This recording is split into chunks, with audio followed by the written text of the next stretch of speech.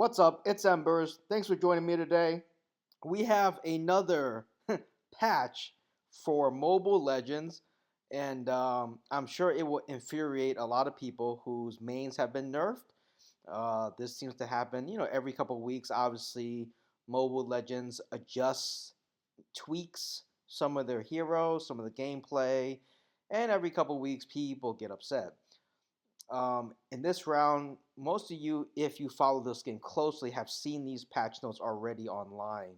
Particularly the two that people seem to get hell bent over is Alpha and, of course, Clint. They're both very popular.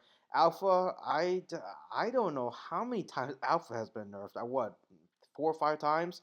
But the developers seem to think that Alpha is still too powerful. Um, Perhaps they're seeing in their data that Alpha and Clint are still being used as too many people's mains. Personally, I am shocked that my two mains have not been nerfed, which is Mia and Natalia. I have very high success rates. I think my win ratio with Mia is like almost like 78 or 79%.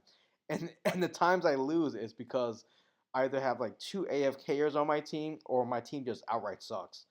But going back to just some of the updates, Alpha's damage got decreased. His Spear of Alpha and Clint, Franco, Kagna, or Kagura.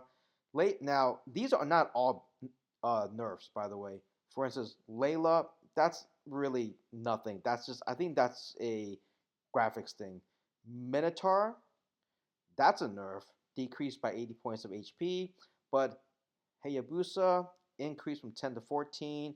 Sun, um, the HP restore by doppelgangers went from 60 to 90. Ruby's ranged increased on her ultimate from 4 to 4.5.